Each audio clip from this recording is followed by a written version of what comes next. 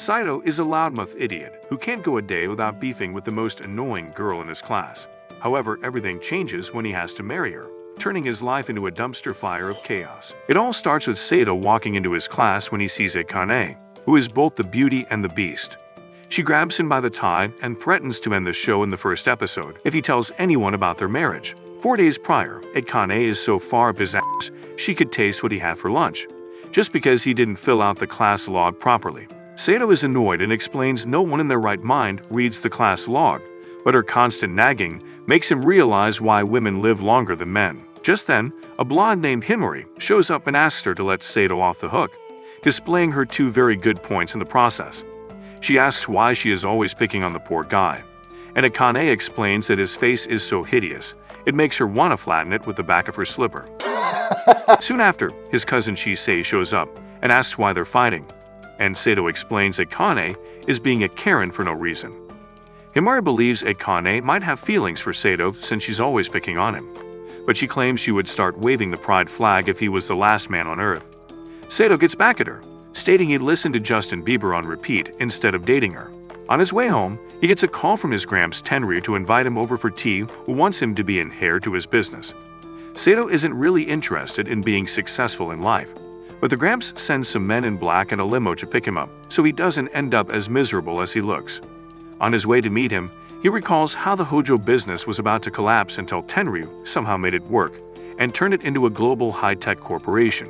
Even at the age of wearing diapers, he's still sharp as a teenager and works as the head of the company. While waiting for the old man, he runs into Akane and learns she came here because her grandma Chio told her to. Without wasting a second, the two of them start arguing until Tenryu arrives in his convertible with Akane's grandma. Despite their initial shock, they head inside where they are served a fancy meal, but Akane keeps chugging in juice because her appetite died as soon as she saw Saito's hideous face. The two start arguing again, and the old farts are happy to see them getting along so well. When Saito asks why they're here, they tell them they're supposed to be married, making their faces look like they found out they're Chio's online fans. Tenryu explains how he and Chio used to be classmates in love, but fought over silly things just like them, which drifted them apart. Tenryu married someone else, but she died 10 years ago, and so did Chio's husband. After living their lives, they can't help but wonder what it would have been like if they stayed together, so they decided to hook up their grandchildren as an experiment.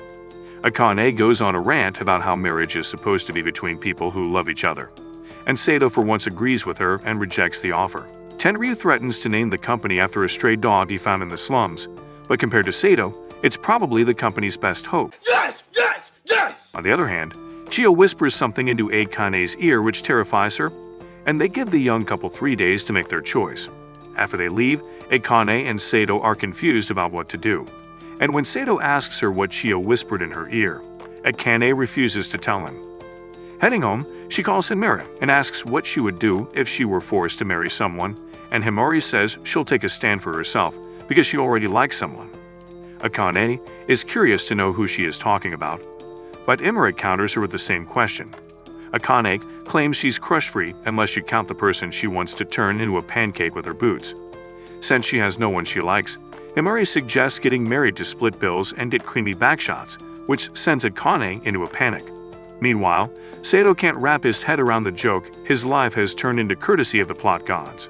He explains the situation to Shizzy, who asks if he would rather want a free life or inherit the Hojo company. When he reveals he'd like to have both, she gives him a TED talk on how a person can't have everything they want. She explains how he could become homeless without the company, and even then she would support him. However, he will need a lot of money to achieve his goals, and choosing the company might be the best option. Later, Saito discusses his plan with Akane, and after 3 days, they tell their grandparents that they decided to get married.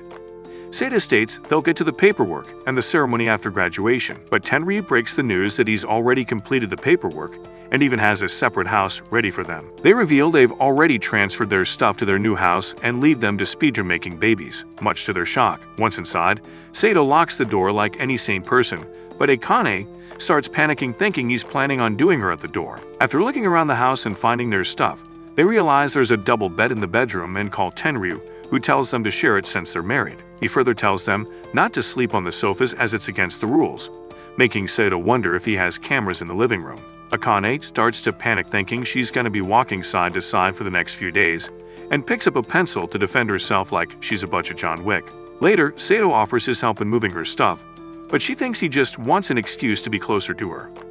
However, Sato saves her from falling down the stairs, explaining how he'd be locked up in jail if she were to die on the first day of their marriage. FBI, open up! Later, Sato spots a pre-ordered pizza in the kitchen, and Akane joins him because she's super hungry. He invites her to eat together, but she thinks it's yet another attempt to swipe her V card and runs away with a slice of pizza.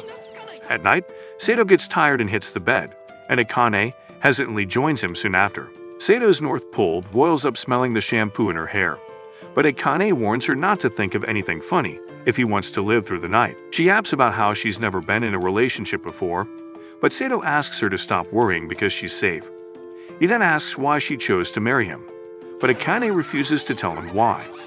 She claims it's just a formality, and she has to play along because she wants to make her dream come true. The next day in school, Akane sternly tells Sato to keep his mouth shut if he wants to live, and the man says he has no intention of telling anyone. Akane is so embarrassed about it that she would rather tape a live bomb on her chest and make fireworks of his whole school if anyone finds out she's married to this bum. As they enter the class, Himari asks them what they were talking about in the halls, and Akane says she was telling Sato to take his ugly face away from her. As Sato gets seated, she says he smells a new shampoo on him and asks where he stayed last night. Sato nervously tells her his dad bought a new shampoo, but she says calls bullshit because she can smell a girl's scent on him as well. She knew something was going on and did her research, so now she knows he's married and is living in a separate house. He takes her outside to stop her from spilling the beans, but she demands hush money because he didn't even ask her before smashing another chick. When he asks her what she wants, she can't think of anything and decides to tell him later. After gym class, Akane once again goes back to bullying him for not leaving the equipment in front of the storage room. Sato starts arguing that he left the stuff there because the next class is going to use the same equipment. But Akane finds other things to bitch about, which starts another argument between them. When the whole class gathers to watch their comedy show, Himari reveals they've been fighting so much that it's gotten famous around here. Later at home, Akane complains about the fridge being filled with juice boxes, and Sato confidently claims it was his idea. When she argues that she needs a balanced diet, the guy shows her a cupboard filled with packs of instant ramen. When it comes to protein, Sato introduces him to the concept of protein shakes, but Akane doesn't want to have to deal with artificial food. This starts another argument between the lovebirds, and Sato freakishly admits he spent years ruining his taste buds, so this awful food tastes good to him. Akane realizes this idiot will kick the bucket at his rate, which will be bad for her goal, so she decides to teach him the value of real cooking. As she cooks for Sato, the guy starts to think she's going to poison the food and finish him off for good. Later, Sato is hesitant to eat because this could very well be his last supper, but once he tastes it, it takes him back to his childhood when he used to have homemade meals. He says it's an average homemade meal like he's always wanted, but Akane thinks he's insulting her and snatches the plate away. Sato snatches it back and quickly eats the whole thing, leaving Akane frustrated. The next day, she wakes him up for school, but Sato thinks he's sleeping with Shisei and pulls her in. Akane then smacks him on the head and takes him downstairs, explaining to him that he will have to do the dishes if she cooks dinner. Sato tells her to use the other ones and that he'll wash them at once when they pile up, which frustrates her. Later, she complains about toilet paper cores and soap wrappers in the bathroom. But Sato thinks trash needs to be thrown out only once a month. Akane is a high-maintenance freak who wants the whole house clean, but Sato is a disgusting hermit who thinks bathing is optional. What? As they walk to school, Sato reflects on how they see things differently and wonders if living with Akane is even possible.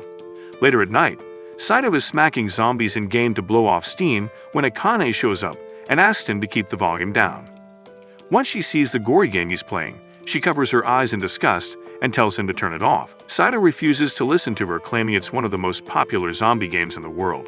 So Akane tries to snatch the controller, which leads to another argument. Amid their struggle, Akane unplugs the console, making the guy look like someone stole his V-Bucks. Once the rest of his stuff is sent over, he realizes every day is war with this crazy bitch, so he hits the shower to prepare for battle. As he enters the shower, he is shocked to find Akane in the bathtub and immediately leaves. However, he then worries she might have passed out and enters again to check up on her. He realizes she's just asleep, but since people can also drown this way, he decides to wake up her by shouting. When she's about to slip in, Saito quickly pulls her out, causing her to fall on him and wake up in horror. Akane thinks he is trying to get his love stick wet and accuses him of unspeakable things, and things go from bad to worse when she realizes he's even got hands-on approach on her no packs. While dyeing her hair, she is still thinking about the whole thing and wonders if Saito came into the bathroom to stop her from drowning in the tub. As they get into bed, she sums up the courage to ask him, but Saito turns off the lights before she can finish, causing her to stay up crying all night. The next day, Himari notices that Akane seems down in the dumps and checks up on her, prompting Akane to confide in her. She tells Himari that she wants to fix a relationship with a certain someone but doesn't know how to, so Himari suggests hugging it out. When Akane says that's out of the question, Himari tells her to simply talk it out with this person. Akane thinks it's easier for her since she's an extrovert, but Himari explains she also has her fair share of troubles when it comes to making friends. She advises her to show respect before you demand it, and it clicks something in her empty head. Meanwhile, Saito and Shisei are eating waffles outside, and the guy explains how his house has become a complete dumpster fire. She advises him to get divorced, but Saito says it's too late to run away from this commitment because he wants to take over his company. She then suggests she tries to get along with Akane, but Saito thinks it's impossible because they're so different. Shisei says compatibility is a global issue and people overcome it by coming to mutual terms, which is something he has not even thought of doing. Making it work with all sorts of people is something a CEO does, so he must learn to live with her if he wants to run the company. Saito heads home to make things right with Akane, but his mind says nope when he sees her angry face. As he walks by her, she pulls him back and gently asks if they could talk over their issues. She fears they might end up divorced if this keeps up, so she wants to figure out a way for them to get along. Saito doesn't want his life to be miserable as well, so he suggests they set some ground rules in the house. Akane agrees and points out how she's been doing all the house chores, but the guy says he likes to do dishes and laundry once they pile up because it's efficient. When Akane starts complaining about the germs, he remembers Shisei's advice and agrees to do the dishes every day. She then asks him to state his issue, and Saito says he doesn't want to get smacked every time he brushes against her in bed. Akane is a little hesitant at first, but when he reminds her how their bed is small, she says he has permission for a joy ride, but only with pants on. On top of that, she asks him to play his horror games with headphones on so she doesn't piss her pants, and Saito agrees to it. Saito says he read somewhere that verbal gratitude is essential in building up a good marriage, so Akane nervously asks him to compliment her if he likes her food. Later that night, she calls Himura to let her know that even though they aren't close, at least they have hashed it out. Just then, Saito enters the room and she puts herself on display, asking him to touch her to his heart's content. When Saito says he meant touch by accident, her embarrassment is immeasurable. The next day, he walks home with Shisei and lets her know that they're making slow progress toward building a relationship. He then returns home with Akane's favorite strawberry shortcake, explaining he remembers it from her essay in the first year. Akane is pleased to see how attentive he has been towards her and thanks him with a gentle smile, making the guy blush. She then cooks him an elaborate meal to return the favor, and she is delighted when he compliments her cooking. While he's doing the dishes, Akane asks if he needs help, which makes him think he's in a dream. He's not used to this because she's always acting like a cold bitch, but realizes she's pretty cute when she smiles. That's it for this video. Leave a like and comment which anime you want us to cover next. If you want more recaps like this, watch this video here.